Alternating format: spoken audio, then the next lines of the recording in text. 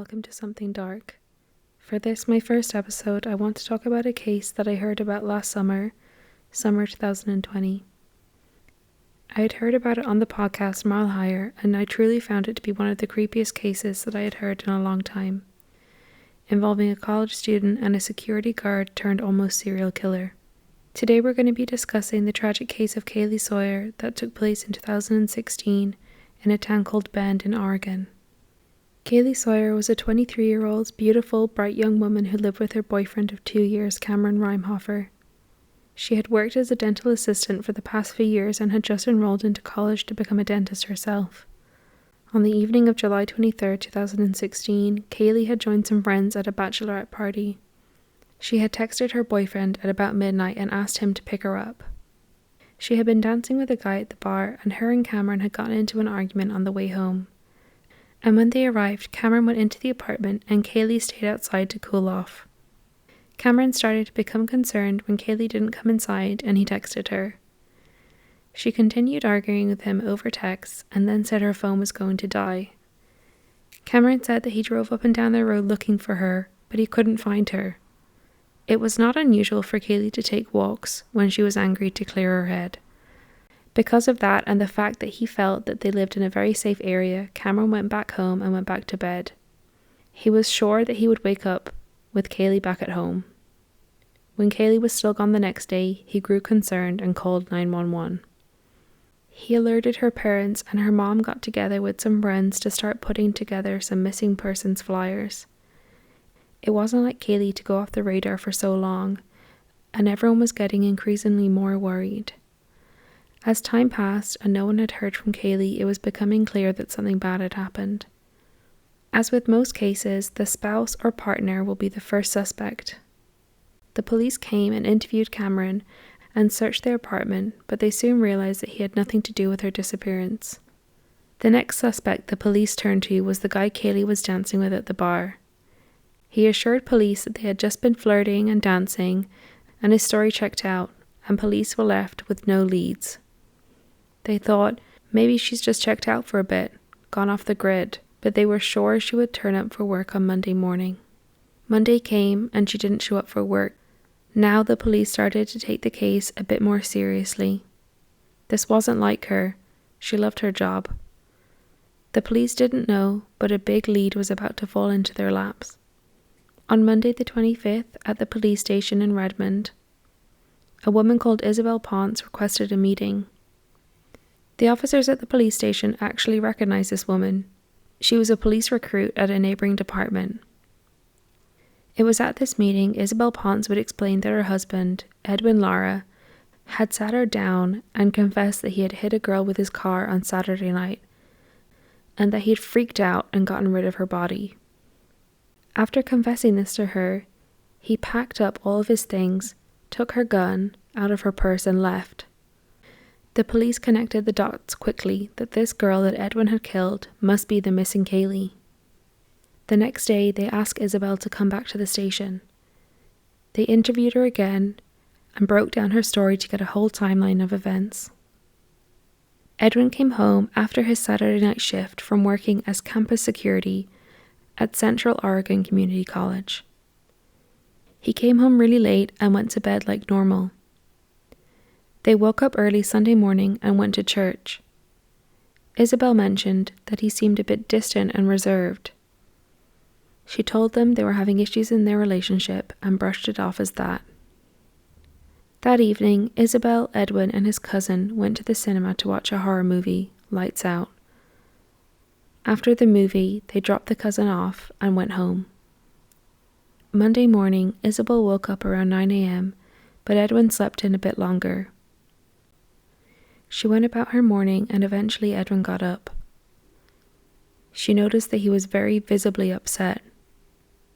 This is when he confessed to hitting and killing a young woman with his campus security car. He defended himself, saying it was dark. The woman was wearing dark clothes and he was driving a little bit faster than he should have. He said he panicked after hitting her, and he hid her body and left her belongings in their shed. But surely, if you accidentally hit someone, you would call for help, wouldn't you? Isabel told them that he took her gun from her purse, got into his car and left. This seemed so out of character for him. The police knew they had their guy. Edwin became their prime suspect, but we still didn't know where Kaylee was. People were still hoping that she could be alive.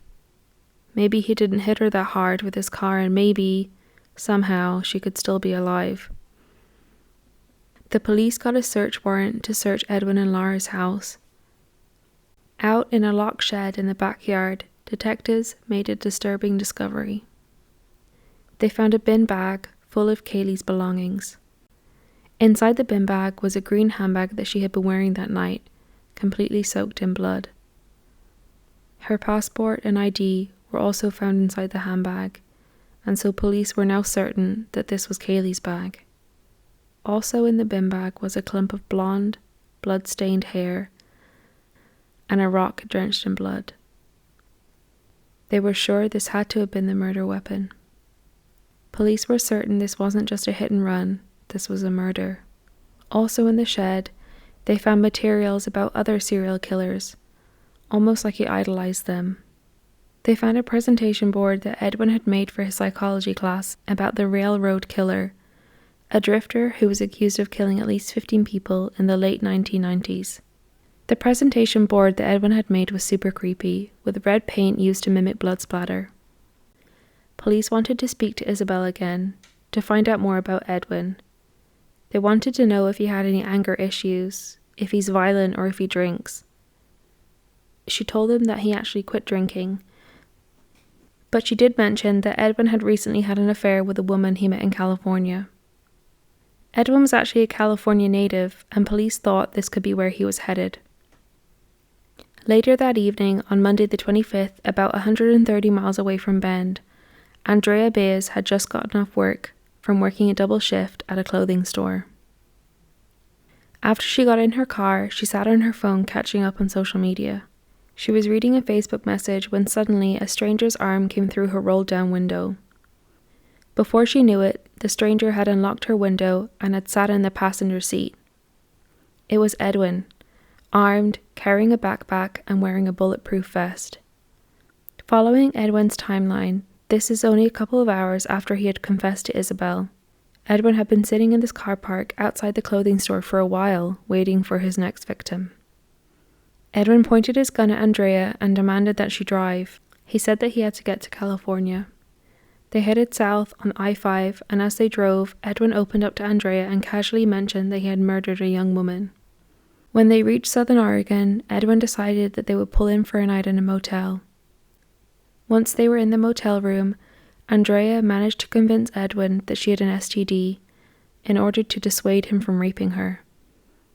Early next morning they continued south, but Andrea's car had an oil leak and it was now overheating. Edwin told his captive that it was time to find a new car. They pulled into the parking lot of another motel and saw a man unloading his car. He demanded the keys to the man's car, and when he refused, Edwin shot him. Instead of searching for the keys and taking the man's car, he dragged Andrea across the street to a gas station where he carjacked a woman and her 2 grandsons. Meanwhile, the man at the motel was taken to the hospital where he recovered from his wounds. Edwin stopped a few miles down the highway and told the grandmother and her 2 grandsons to get out of the car. As he sped off, one of the boys called 911, and they soon caught up with Edwin and his hostage. Once Edwin saw the cops were in pursuit, he used Andrea's phone to make a Facebook Live video, which he told her to post. I recommend watching this live to get a sense of his mental state. You can find the clip on YouTube. Hi everybody, I just want to say that I apologize for everything I've done. Most likely I'm going to get caught. And sorry about that girl in Central Oregon. And I also want to let family members, Andrea, that she's fine and she will be fine, because so far she's been doing what I've been told her to do. You know, and if you guys are wondering if I have done dirty things to her, no. All right, I'm not that kind of guy. You know, I used to kill that other girl, you know, and I regret it. I regret killing her. You know, she kept screaming, and I had to silence her forever. So, you know, like I say, she's still fine. We're driving, and she'll be home pretty soon. I'm sorry to her grandma and her family members, to her boyfriend. You know, I'm sorry for everything that I caused. Okay, and you'll see her pretty soon. Okay, tell the cops that not to shoot us, because if they shoot us, then that's not my fault. Okay, but sorry everybody. Bye. He then called 911, where he asked them not to shoot at him and also not to be too rough with him. He wanted to turn himself in, but he didn't want to suffer any harm. 911 emergency reporting. Yes, hi. This is Edwin Lara, and I'm the guy on Interstate 5 going at high speed. I know you guys have the chopper on me already. Yeah. And, I just want to say I am going to turn myself in. Okay, where are you at? Okay, I'm on I-5. I think close to Reading, if I'm right. So, you know, I am wanted for murder in the state of Oregon. Okay. Edwin, Yeah. Where are you at right now? Can you stop? I am going to stop once I hit Reading. Once I'm in Reading, I'm going to stop. Okay, can you tell me where you are right now? I have no idea. Okay. Let's see. There's a sign right here. 50 miles from Reading. You're 50 miles away. Can you see a mile mark or anything? From Corning. You're 50 miles from Corning. Yeah, 50 miles from Corning. 50 miles south or north of Corning. Are you by yourself or? No, I have someone with me. I kidnapped her in Oregon. She's innocent. Her name is Andrea. What's your last name? He doesn't know. I'll let her give her last name so you can call her family, okay? Okay. Just give me a second. What's your name? Hello? Yeah, hi. What's your name? Andrea? Andrea, what's your last name? Maes, M-A-E-S. Okay, are you hurt at all, Andrea? No. No? Okay. Do you know where you are? Let me talk to Edwin again. Okay, guys. Hello? Yeah, Edwin, you're heading southbound on 5? Yeah, I'm heading southbound on 5. I'm Did 50 you make miles it past? away. Okay, I'm sorry. Did you make it past Reading yet? I think I did. I'm 50 miles from Corning. You're 50 miles from Corning? Yeah, 15. Oh, 15 miles from Corning. Yes. So I'm passing a state trooper, a highway patrol right now. You're what, sir? I'm passing a highway patrol. Okay, where are you at, though? I am Flores Avenue, 1 mile from Flores Avenue. 1 mile from Flores. Are you able Yes. to safely find somewhere to stop? I'm not going to stop right here. I'm just going to turn myself in Corning.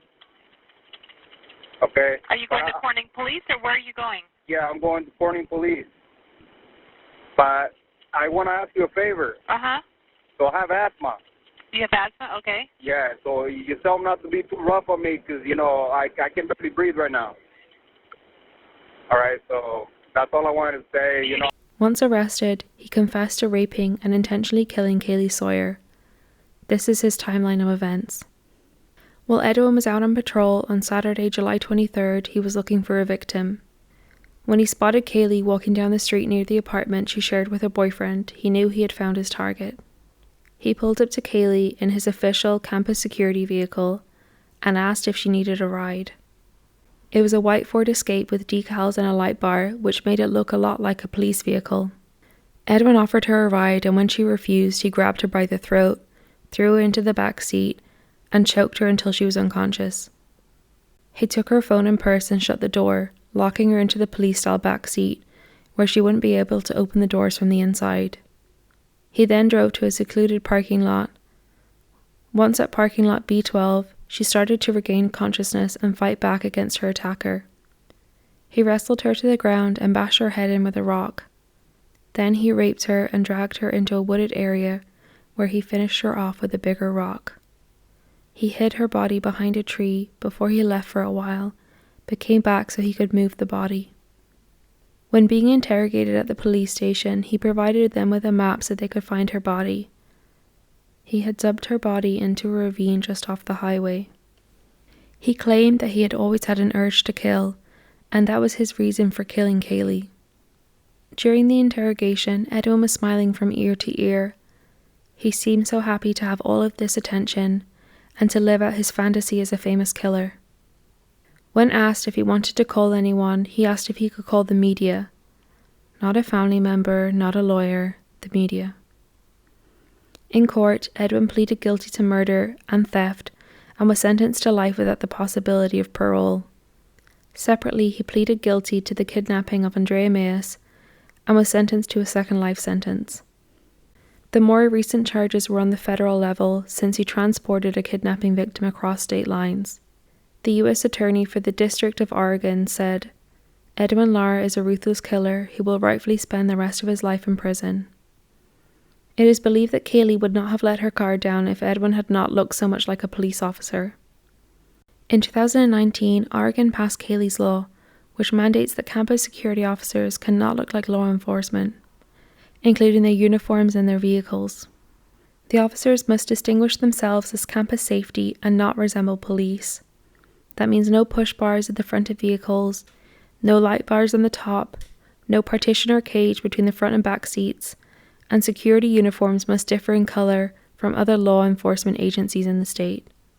The vehicles must have GPS or use a recorded dispatch system so that the security officer's location is known. Campus safety officers cannot pull vehicles over and must go through a national background check and psychological testing before being hired.